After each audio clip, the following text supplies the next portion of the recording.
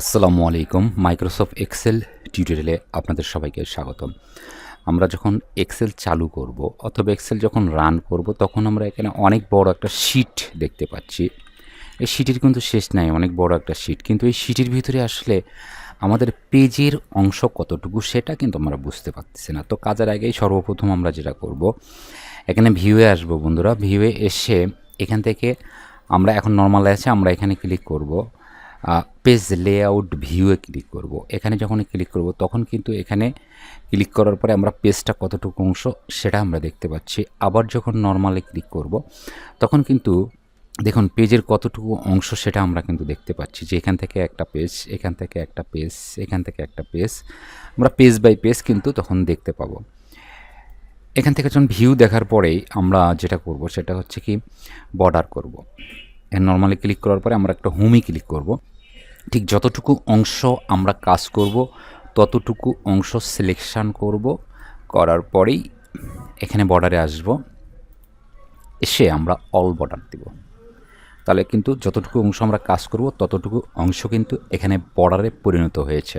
এরপরে আমরা এই বর্ডার যতটুকু অংশ ইউজ করেছি তার মাথা আছে এইটুকু অংশ, ওপরে হেডিং, এই হেডিং আমরা এখান থেকে এই পর্যন্ত সিলেকশান করব। এখান থেকে আমরা যেটা করব সেটা হচ্ছে কি মার্জ অ্যান্ড সেন্টার। এটা হচ্ছে মার্জ অ্যান্ড সেন্টার, এখানে ক্লিক করলেও হবে। আবার এখানে ছোট্ট একটা তীর আছে, এখানে ক্লিক করলেও মার্জ সেন্টার বের হয়ে আসবে। এখানে ক্লিক করব, এখানে আমরা আমাদের যে কোনো হেডলাইন দিতে পারবো। এখানে আমরা হেডলাইন দিতে পারবো। এই হেডলাইনে ক্লিক করব, ক্লিক করার পরে আমরা এখান থেকে লেখার সাইজটা আমরা বাড়িয়ে দিতে পারবো, বোল্ড করতে পারবো। আবার এখান থেকে আমরা শেডিং ইউজ করতে পারবো। তো এটা আমাদের হেডিং হয়ে গেল। এরপরে আমি এখানে লিখলাম SHAHN, শাহিন BCE, এটা লিখলাম। লেখার পরে আমি চাচ্ছি যে শাহিনটা উপরে থাকবে এই একটা সেলের ভিতরে। সেল কাকে বলে? একটা ঘরকে একটা সেল বলা হয়। এই সেলের উপরে শাহিন থাকবে, নিচে BCE থাকবে। সেই জন্য লেখার পরে বাইরে ক্লিক করতে হবে, আবার এই যে লেখা আছে এখানে ক্লিক করতে হবে। করার পরে এটা হচ্ছে ওয়ার্ফ টেক্সট। এখানে যখন আমরা ক্লিক করব তখন কিন্তু একটা ওয়ার্ড উপরে যাবে আর একটা ওয়ার্ড কিন্তু নিচে চলে আসবে। আবার আমরা এখানে ক্লিক করব, ক্লিক করলে আগের অবস্থায় চলে আসবে। এরপর আমি চাইছি কোনো একটা কলামকে আমরা বাড়িয়ে দিব, এই কলামটাকে বাড়িয়ে দিব। তখন এই কলামের উপরে আসতে হবে, এই জায়গাতে আসতে হবে। আসলে কিন্তু একটা চিহ্ন আসে, দেখুন দুই পাশে দুই তীর আছে। যদি আমরা এই পাশে ক্লিক করি তাহলে এই পাশে বাড়বে, আবার কমানোর জন্য এই পাশ থেকে এই দিকে আসবো, তাহলে কিন্তু এটা কমানো যাবে। এরপর আমরা যেটা করব সেটা হচ্ছে সিরিয়াল নাম্বার করা। ধরুন আমরা এখানে সিরিয়াল নাম্বার আপনার করতে হবে, সেক্ষেত্রে যে কোনো দুইটা নাম্বার লিখতে হবে। 1, তারপরে 2 লিখলাম, লেখার পরে বাইরে ক্লিক করলাম, সিলেকশান করতে হবে। সিলেকশান করার জন্য অবশ্যই ঘরের মাঝখান থেকে সিলেকশান করতে হবে। সিলেকশান করার পরে কর্নারে আসলে একটা চিকন প্লাস আসবে, এই চিকন প্লাস চেপে ধরে টান দিব, তাহলে কিন্তু সিরিয়াল হয়ে যাবে। আরেকবার আমি দেখাচ্ছি, এখানে 102 লিখলাম, 104 লিখলাম, বাইরে ক্লিক করব। এখান থেকে সিলেকশান করতে হবে বন্ধুরা, এই ঘরটার মাঝখানে, সেলটার মাঝখান থেকে সিলেকশান করে এটা টান দিতে হবে, তাহলে কিন্তু জোড় সংখ্যাগুলো আসবে। অনুরূপভাবে বেজোড় সংখ্যা আনতে চাইলে আমরা আমাদের বেজোড় সংখ্যা দুইটা আগে লিখে নিতে হবে। দুইটা সংখ্যা লিখে দিয়ে সিলেকশান করতে হবে, কর্নারে চেপে ধরবো, ধরে টান দেব। অনেক সময় আমাদের কাজ করতে গিয়ে ধরুন এখানে একটা বছরের নাম লিখবো,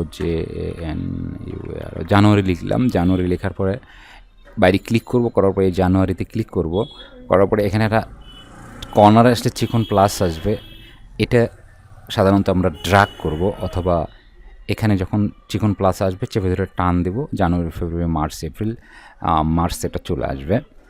তো এরপর একটা দিনের নাম লিখবো, SAT, দিনের নাম লিখে বাইরে ক্লিক করব, করার পরে এই দিনের নামে আবার ক্লিক করব, করার পরে এখানে চিকন প্লাস আসবে, চেপে ধরে টান দিব, দিনের নাম এখানে অটোমেটিক আসতে থাকবে। এরপরে এখানে ক্লিক করব, ক্লিক করার পরে আমরা লিখে ফেলবো ইকুয়াল TODAY, টুডে।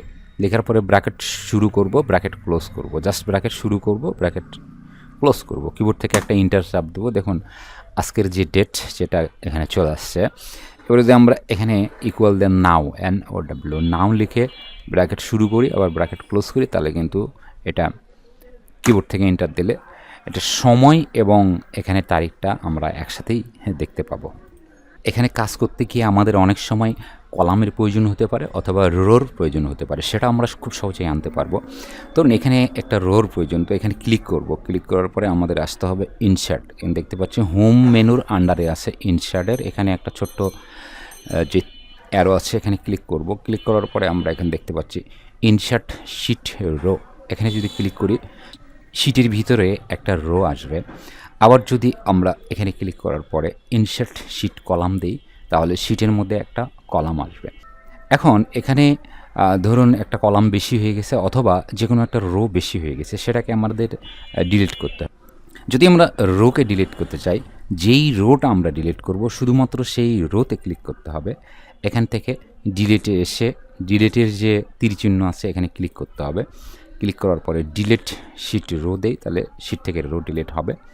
আবার যদি কলাম ডিলিট করতে চাই তাহলে এখানে ক্লিক করব, আবার এখান থেকে ডিলিট শিট কলাম দিব, তাহলে এখান থেকে কলাম ডিলিট হয়ে যাবে। আবার আরেকটা সিস্টেমে ডিলিট করা যায়। ধরুন এই ই কলামকে আমরা ডিলিট করব, এই ই কলামটাতে ডিলিট করব। এই ইর উপরে এসে মানে এই যে লেখা আছে ABCD যেটাকে আমরা ডিলিট করব তার উপরে এসে এখানে এসে রাইট ক্লিক করব। রাইট ক্লিক করার পরে ডিলিট দেবো, তারপরেও ডিলিট হবে। অনুরূপভাবে এখান থেকে এই 7 নম্বর যে রো আছে সেটাকে ডিলিট করব, তাহলে এই 7 নম্বরের উপরে রাইট ক্লিক করব, এখান থেকে ডিলিট করব, তারপরেও এটা ডিলিট হয়ে যাবে। তো এখানে আমরা দেখতে পাচ্ছি কন্ডিশনাল ফরম্যাটিং, এটার কাজ করব। এটার কাজ করার জন্য এখান থেকে কিছু সংখ্যা আমরা সিলেকশন করলাম। করার পরে কন্ডিশনাল ফরম্যাটিংয়ে এসে আমরা যদি এখান থেকে কালার স্কেল ক্লিক করি তাহলে এটা সুন্দর একটা কালারিংয়ে পরিণত হবে। আবার যদি আমরা আরও কিছু অংশ সিলেকশন করে এখান থেকে কন্ডিশনাল ফরম্যাটিংয়ে এসে যদি আমরা এখান থেকে ডাটা বার ইউজ করি তাহলে এখান থেকে আমরা ডাটা বার ইউজ করতে পারবো। এখানে বারের মতো হয়েছে। এখানে যদি টাকা বেশি থাকে কারো, ঠিক আছে, সেক্ষেত্রে বারটা বেশি হবে, আর যদি টাকা কম থাকে সেই ক্ষেত্রে বারটা কম দেখাবে। তো আমরা এখানে একটা ফরম্যাট দেখতে পাচ্ছি, এখানে আইটেম আছে এবং এখানে ব্রাঞ্চ 1 2 3 4 এইভাবে দেওয়া আছে।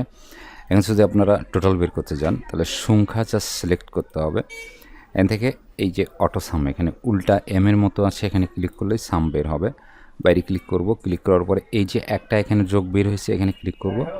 কর্নারে আসলে চেকন প্লাস আসবে, চেপে ধরে টান দিব, তাহলে কিন্তু সবগুলো যোগ এখানে বের হয়ে আসবে।